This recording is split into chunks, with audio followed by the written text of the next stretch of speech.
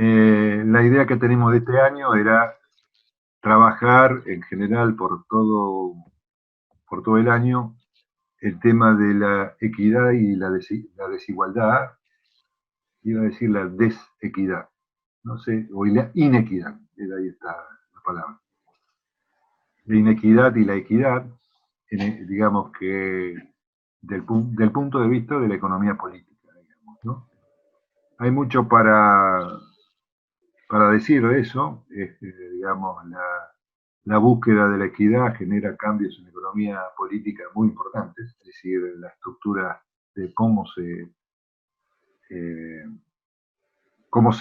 comportan, cómo se enfrentan los distintos sectores sociales a las distintas políticas económicas en búsqueda de equidad.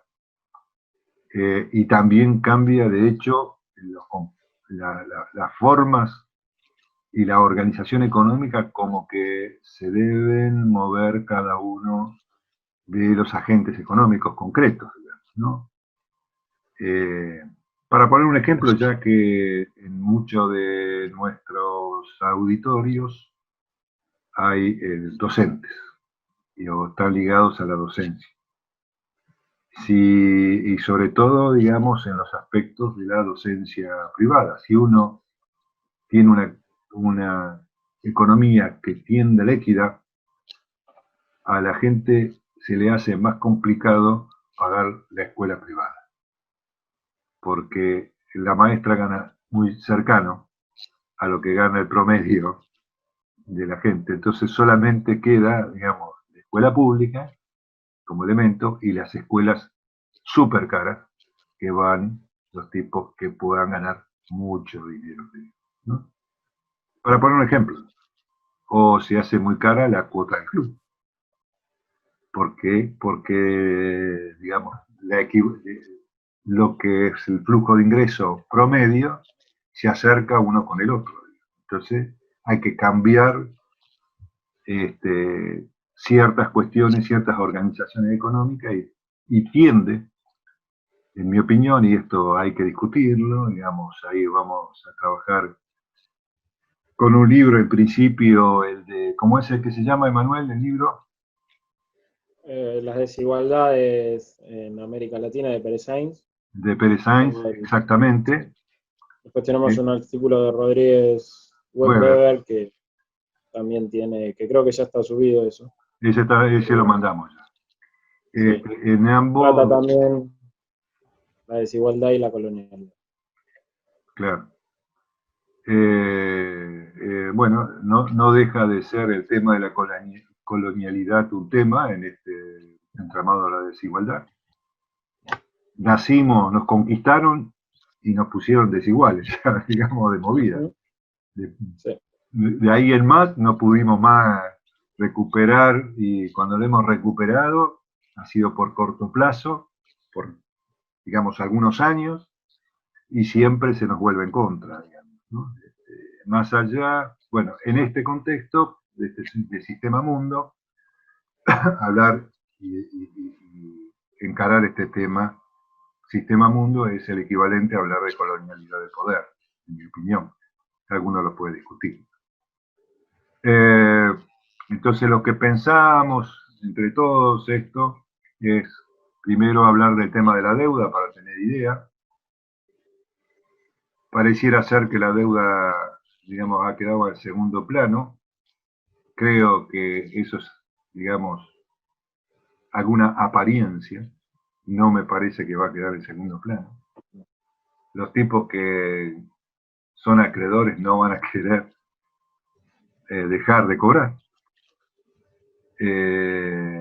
Alguien va a tener que poner la plata en el medio. Ahí he leído un último artículo de Toussaint que en algún momento a Alemania en el 60 y pico, en la década del 60, en términos de Guerra Fría, la Alemania estaba dividida, con lo cual a la República Federal Alemana le dieron un changüí y le transformaron toda una deuda, en lugar de divisas, en marcos. Los marcos ya estaban fuertes, digamos, era un dinero que era una moneda que podía, y además lo fortalecieron más con eso, porque demandaron, es decir, eso permitió demandar dinero, digamos, demandar dinero marcos, y le aliviaron la deuda a un cuarto, un tercio, más o menos de lo que era. Y bueno, algunos estaban pidiendo que haga lo mismo con Grecia, Portugal, Irlanda, España, los PICs. Pero bueno, esa es la cuestión. Entonces, la idea que tenemos como programa de hoy es que Facundo, que trabajó sobre el tema de la deuda, explique un poco la cuestión de la deuda. Después con Flavia pelotearemos, digamos, los efectos de la deuda sobre el tema, las posibilidades, el sistema, etcétera. Y por último, Manuel hará un pantallazo de lo que pensamos de equidad en términos de economía política, es decir, de teoría, no los números de la igualdad o de desigualdad, sino cuál es el enfoque, porque los números vienen después. Los números, digamos, no se puede empezar por los números. Voy a parafrasear algo de Marx, digamos, ¿no? Marx empieza en la introducción a la crítica de la economía política con el tema, los economistas burgueses empiezan hablando de la población, no tiene sentido hablar de la población, de la economía desde la población, sin ver cómo se estructura la organización económica, los sectores sociales, bla, bla, bla, bla. Bueno, parafraseando eso, no tiene sentido hablar del Gini si no sabemos qué es lo que está detrás del Gini y cuál es el enfoque del Gini, digamos, ¿no? Por decir un indicador muy, muy conocido de la curva de Lorenz, ¿no? Incluso cuando aprendemos en las carreras de economía, te enseñan las medidas, pero nunca pensamos cuál es la economía política de la desigualdad o la economía política de la desequidad. Bueno, así que dicho lo cual, esto es el temario. Facu, si querés empezar con tu cuestión. Bueno, hola, ¿cómo están todos? Espero que estén pasando la cuarentena tranquilos y en sus casas bien.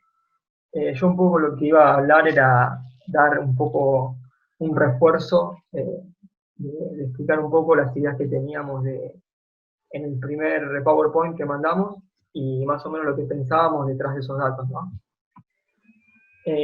Bueno, yo voy a hablar un poco, ¿viste? Lo de la deuda, los datos de la deuda.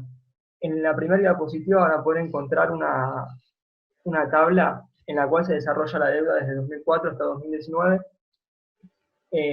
Vamos a poder observar dos tendencias. Una, desde 2004 hasta 2013-14, inclusive 2015, que es una tendencia que se empezó a reducir, se redujo la deuda en general, pero lo más importante que queríamos destacar es que se redujo la deuda con organismos internacionales y con el sector privado. Los números lo van a poder ver en la tabla, está medido en porcentaje del PBI, que nos va a servir para tener una referencia y un panorama sobre lo que es la deuda en nuestra economía, pero después vamos a ver que hay otros indicadores que son mejores. Lo que podemos destacar es que, bueno, se redujo la deuda razón, una cosita, discúlpame Facu, pero tenés razón, sí, tenemos que advertir, no sé si lo dijiste ya, pero no te escuché. No, lo iba a decir que tengan el PowerPoint a la vista. Sí, es el PowerPoint que dice análisis de la deuda externa de Argentina. Así empieza el PowerPoint. Y bueno, como decía, se redujeron las deudas con los organismos internacionales del sector privado y se aumentó la deuda con el sector público. Esto, para nuestra visión, es la deuda que tiene una mayor posibilidad de prorrogación, ¿no? Que tiene más fácil el acceso a una nueva negociación, que en cambio con los otros sectores es mucho más difícil. En este caso, la otra tendencia que vemos es que después del 2014, si tenemos como simple el 2015, hasta el 2019 hubo un aumento de la deuda en general, y particularmente si nos ponemos a ver, hubo un aumento con los sectores privados y los organismos internacionales. Justamente lo que se venía reduciendo en los otros años, ahora empezó a crecer. Eso, y lo que nosotros queríamos advertir es esto, que las negociaciones con el sector público es mucho más fácil o mucho más conveniente que en el sector privado o los organismos internacionales. En segunda diapositiva van a poner más o menos cómo está compuesta la deuda pública, y queríamos también hacer una excepción y decir que son con organismos públicos como el ANSES y tal y demás, y no con particulares en sí. Antes de las demás diapositivas vamos a hacer algunas aclaraciones, que una de ellas era el indicador. Nosotros en la primera tabla vemos que está medida con porcentaje del PBI, pero como dijimos, el PBI es en pesos, nosotros producimos en pesos, por lo tanto no nos sirve para tomar la deuda como un indicador correcto, digamos. Y por lo tanto, van a ver que utilizamos las exportaciones, deuda exportaciones, que nos pareció un indicador mucho mejor. Lo que sí también hay que hacer otro comentario es que las exportaciones las estamos usando como totales, y no descontamos ni importaciones, ni giro de utilidades, ni turismo, y ni fuga de capital. Eso es una aclaración que tenemos que hacer, porque después en el último cuadro, el número 10, de la diapositiva número 10, van a poder ver que hay una columna que nos va a servir como cuántos años de exportaciones nos va a llevar pagar los servicios de la deuda. También queríamos que noten en el cuadro de la diapositiva número 10, que es el cuadro que tiene el título Servicios de la deuda por instrumentos, sector y legislación, que separamos la deuda entre el sector público, el sector privado y los organismos internacionales. Van a notar que en la tercera columna, donde las que ya le había mencionado, años de exportaciones, vamos a poder cuántos años nos llevará a pagar esa deuda. Preguntar, solo para reforzar una cosa que dijiste. La diapositiva, creo que es la 10, donde se calcula la cantidad de exportaciones que es necesaria para pagar la deuda. Entonces sí, es exportaciones netas, se vería. Neta de importaciones y de pago de utilidades, no. Claro, no. Ok. No, para entenderlo. Pensé que era al revés, pensé que sí, pero está bien. No, son... sí, son en general, digamos, es el esfuerzo, uno lo podría pensar así, es el esfuerzo que tenés que hacer para comprimir el resto de los gastos. ¿Y cuánto te queda de divisas una vez que pagaste la deuda? ¿Cuánto es la presión que te ejerce? Digamos, porque... O sea, que para eso te faltaría, o sea, vos tenés las exportaciones, pagar la deuda, te queda un saldo... ¿Qué te queda? Exactamente. Para pagar importaciones... Claro. Como la hipoteca de una casa. Ok. Tenés que pagarla y lo que te queda, bueno, si tenés que comer fideo, tenés que comer fideo. Ese es el criterio, digamos, porque con el PBI no sirve, porque ¿qué te indica? No te indica mucho, digamos, eso. Este te permite, inclusive esto, por ejemplo, en el cuadro S, es 1,2, 1,3 la deuda en divisas respecto a exportaciones. Es un año y pico de exportaciones. No parece ser mucho. Pero el problema es que nosotros para crecer no nos queda nada como excedente. Porque toda la acumulación de capital que podemos hacer internamente se nos lleva a divisa. Si no tenemos espacio de divisa, no tenemos. Es decir, en el tiempo, en la medida que podemos transformar nuestra estructura de exportaciones, quizás podríamos hacerlo. Y después vamos a discutirlo cuando hablemos, Flavia, con el tema de la otra parte, digamos, ¿no?